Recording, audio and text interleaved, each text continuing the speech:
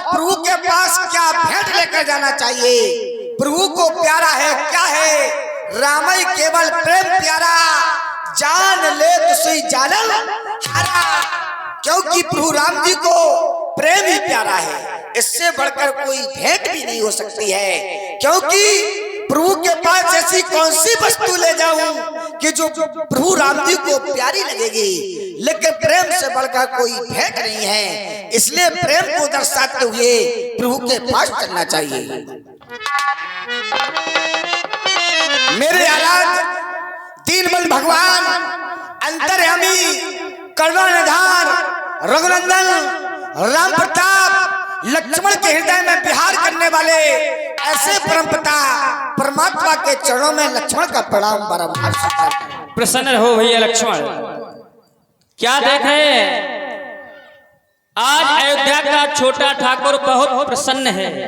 कुमार लक्ष्मण प्रसन्नता जानना चाहते हैं, किस कारण से आज इतने प्रसन्न हो।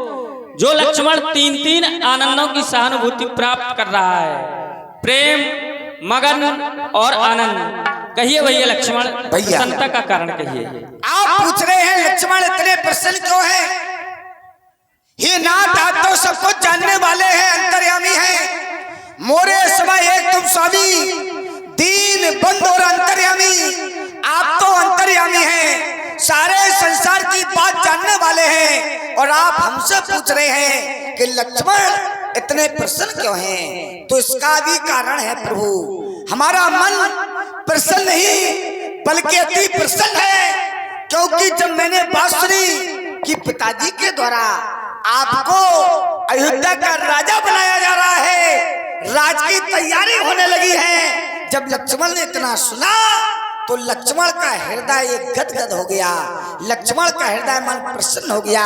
मैंने नहीं सुना, ये नगरवासी अयोध्या में जितने भी हैं वो आपकी ही चर्चा कर रहे हैं। क्या चर्चा कर रहे हैं, हाथ बात सब गली अठाई वो कहें परस्पर सब लोग लुगाई, ये नर ये नारी सब आपकी चर्चा कर रहे हैं कि प्रभु राम जी कब राजा बनेंगे, कब राज तिलक होगा प्रभु राम जी का। ये चर्चा अयोध्या के हर गली में आपकी ही चर्चा हो रही है। और इतनी भी नहीं चर्चा, सोच रहे हैं कि कनक सिंहासन सिए समेता, कनक सिंहासन सिए समेता होए बैठे राम चित्ता। सोच रहे हैं सब कि प्रभु राम जी कनक सिंहासन पर कब बैठेंगे, माता जानकी के सहित कब इनका राज तिलक होगा, कब इन्हें हम राजा बनते हुए देखेंगे। ये आपकी चर्चा, ये सब नर और नारी आपकी ही चर्चा कर रहे हैं ना। ये लक्ष्मण का हृदय इसलिए प्रसन्न है। कुमार लक्ष्मण, तुम्हें इस बात पर बहुत प्रसन्नता है, परंतु इस राम के हृदय से पूछो, इस राम को ये राज्य लेने में कष्ट हो रहा है। भैया लक्ष्मण, यदि अयोध्या का राजा तुम्हें बना दिया जाए तो कैसा रहेगा। देख रहे हैं, कह रहे कि राजा तुम्हें बनाया जाए तो कितना अच्छा लगेगा। हे नाथ, आप तो सब कुछ जानते हैं, आप फिर भी हमें राजा बना रहे हैं। हम तो आपसे छोटे हैं और छोटा राज नहीं कर सकता है। अगर परिवार में कोई बड़ा सदस्य हुआ करता है, उसी को राजा बनाया जाता है। हम तो आपसे छोटे हैं तो राजा कैसे बनेंगे। क्योंकि नाथ, हमारी जो रकुल की परंपरा है, जेठ स्वामी सेवक लघु भाई, और ये दिनकर कुल रीत सुहाई। इतना भी नहीं, हमारी जो कुल की रीत है कि जेठे भ्राता के होते हुए छोटा का राज नहीं दे सकता है।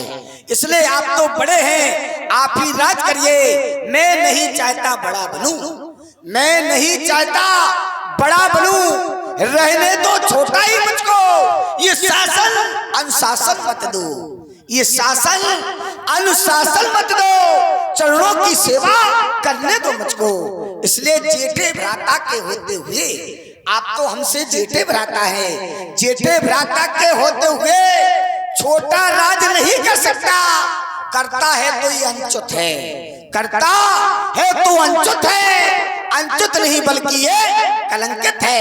अगर छोटे भाई को राजा बनाया जाता है तो उसके घर में एक कलंक का दाग लग जाता है, कलंक का थप्पा लग जाता है। इसलिए प्रभु मैं तो आपकी चरणों की सेवा करूंगा, मेरा ही जन्म आपकी सेवा के लिए हुआ है और आप कह रहे राजा बन जाओ तो हमारा यह अधिकार नहीं है कि हम राजा बन जाएंगे, हमारा तो अधिकार है आपकी सेवा करने का। हेलो, चल रही सुंदर वार्ता पर प्रसन्न होकर के ये 51 रुपए श्री सत्यदेव उर्फ दिब्बू राजमिस्त्री जबरा इनकी ओर के प्रदान हुए हैं और जो राम राजा बनाने की घोषणा महाराज दशरथ के द्वारा की गई, इसी पर प्रसन्न होकर के ये 50 रुपए हिंदुस्तानी साउंड सर्विस अमगांव, हिंदुस्तानी साउंड सर्विस अमगांव, इसके प्रोपाइटर हमारे करण सिंह राजपूत अमगांव निवासी, इनके सुपुत्र साहब श्री राघवेंद्र राजपूत की ओर से ये 51 पत्र मुद्राएं प्रदान हुई हैं। मंडल की ओर से एक और सा धन्यवाद। हे नाथ आप कह रहे राजा बन जाओ, लेकिन एक बात जानना चाहते हैं प्रभु भैया।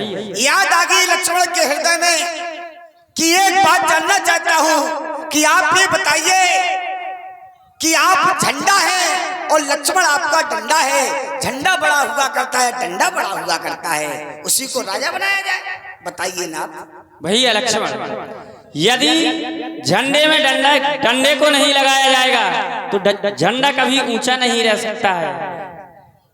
हे नाथ आप सत्य कह रहे हैं, लेकिन ये कभी लोग ये नहीं कहते कि डंडा ऊंचा रहे हमारा, सब लोग यही कहते हैं विद्यार्थी कि झंडा ऊंचा रहे हमारा। अवश्य भैया, डंडा का कोई मात्र नहीं है, अगर डंडा में झंडा नहीं है तो डंडा किस काम का। सब लोग यही कहते हैं कि झंडा ऊंचा रहे हमारा, ये कोई नहीं कहता है कि डंडा ऊंचा रहे हमारा। कुमार लक्ष्मण, जब कोई प्राणी झंडा को तिलक करने के लिए जाता है और झंडा तक नहीं पहुंचता, डंडे को तिलक करके चला जाता है। चलो हमने मान लिया कि डंडा का तिलक किया, झंडे तक नहीं पहुंचता है, तो झंडा में भी तो डंडा है कि रघुकुल कीरत विमल पताका और दंड समान भयो जस चाका। आप तो झंडा है, आप झंडा है और डंडा कौन है? लक्ष्मण। आप जब झंडा है तो डंडा कौन है? लक्ष्मण। जब झंडा में डंडा है तो झंडा ही तो बड़ा है ना, जब झंडा बड़ा तो आप राजा बनो, हम आपकी सेवा करेंगे। ठीक है भैया, यदि तुम्हारी यही इच्छा है तो ऐसा ही होगा। चलिए सदन की ओर चलते हैं। चलिए प्रभु। और ज्योति से ज्योति जगाते चलो, और ज्योति से ज्योति जगाते चलो, प्रेम की गंगा बहाते चलो।